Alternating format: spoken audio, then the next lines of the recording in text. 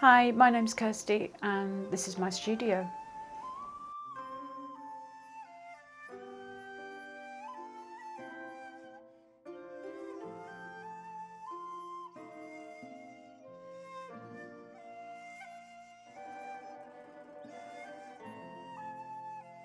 So I'm just going to centre this piece of clay. So I've weighed out all of these pieces of clay weigh the same, so they're all 800 grams. And when I make anything, I weigh out the clay so that I know exactly the amount that I need. I'm just going to centre this piece. So I'm just pressing down towards the centre of the wheel.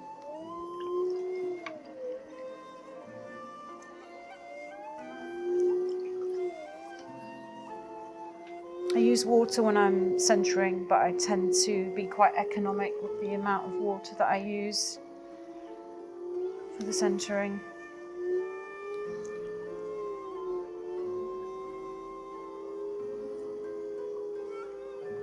Okay, so that's centered, and then now I'm just going to make a hole in the middle. So I'm using both my hands linked together.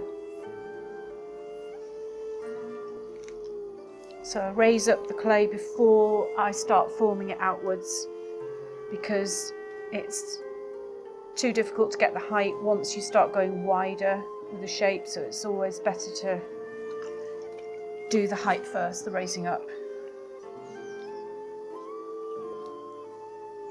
Always make sure I know where the base of the clay is as well.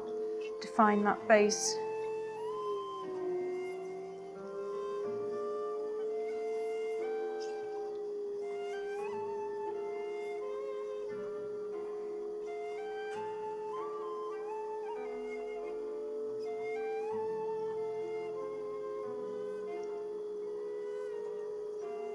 So I'll check the height now.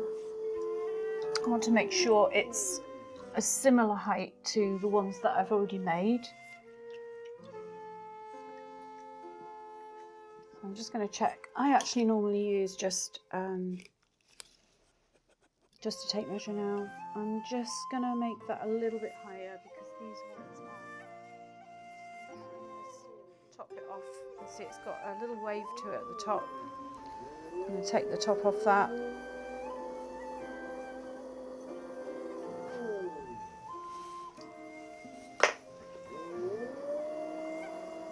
And then I can start shaping it more into the posy vase shape. So I'm bringing it out a little bit. And squeeze in for the rim up top.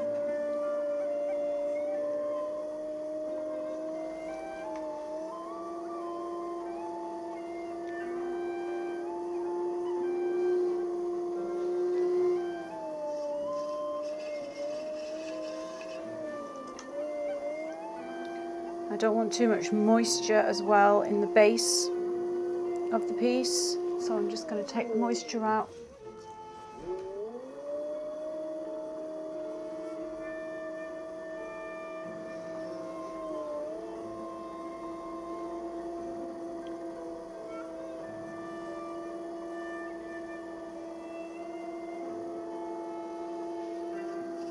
Just going to trim that top again.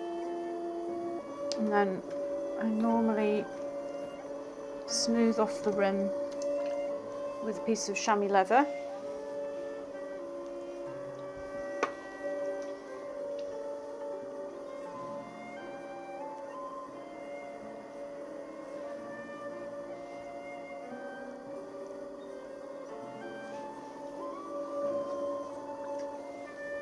And then texture with the comb tool.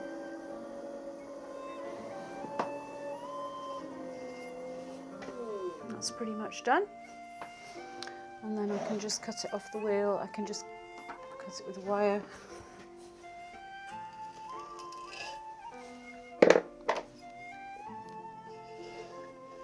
And lift it off. Okay.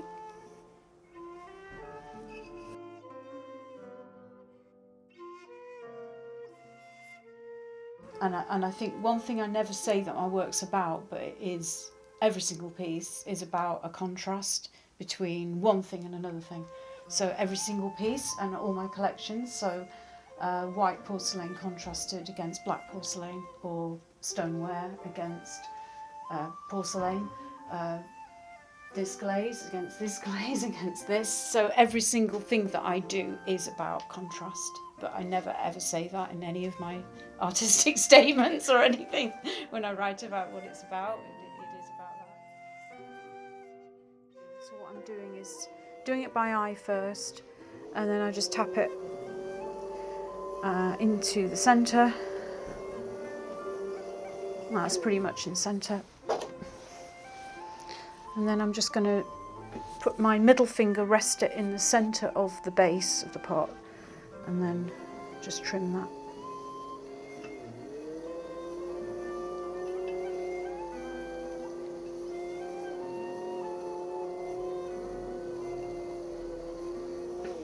So I'm just taking this base off, and then I'm going to carve a foot ring into it as well.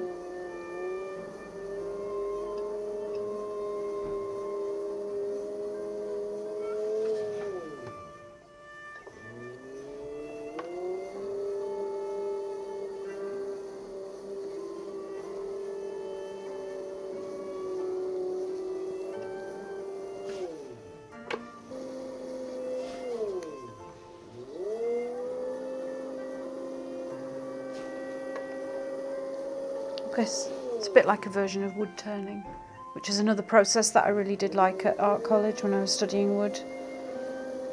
That's probably what I would have gone into if I'd gone into wood.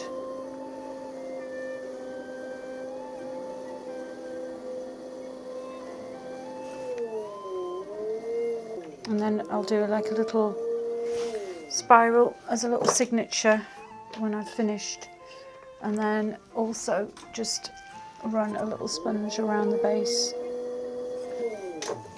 So that's a finished pot ready to dry out to be fired. I also have a little stamp that I put on it. So I make a little ball of clay from just, I could even make it from the little leftover pieces, and then just make a little roughened surface with my finger. You can just wet it with something as well, but I'll just do it quickly here.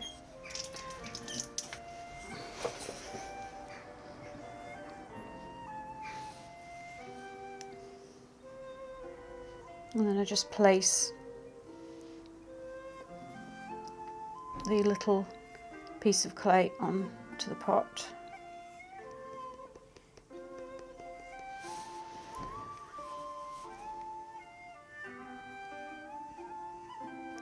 And then put the mark into the clay like this. So you've got each pot with its own mark.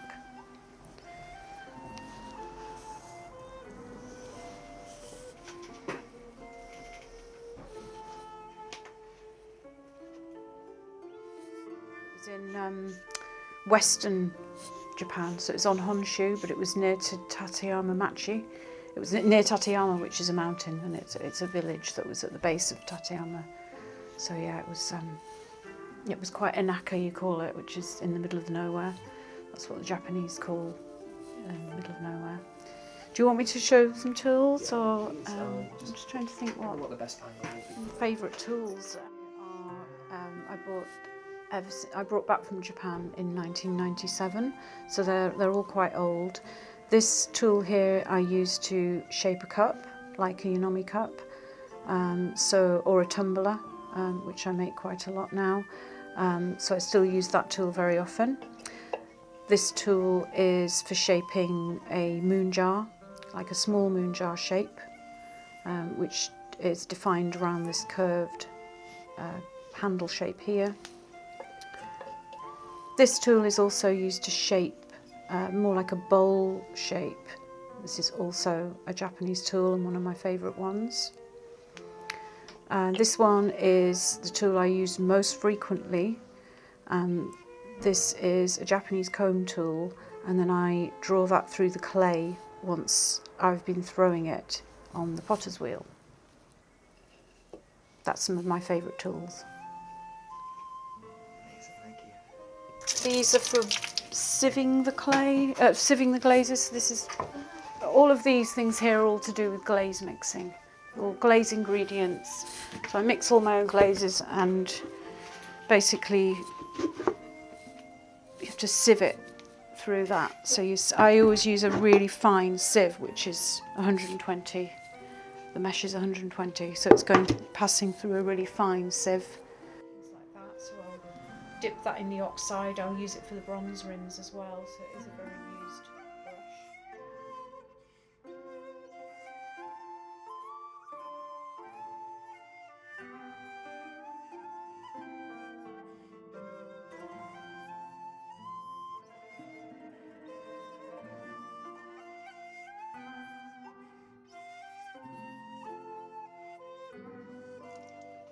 Just like this. Ceramics is just like a series of clearing up, really. Constant clearing up from my finger.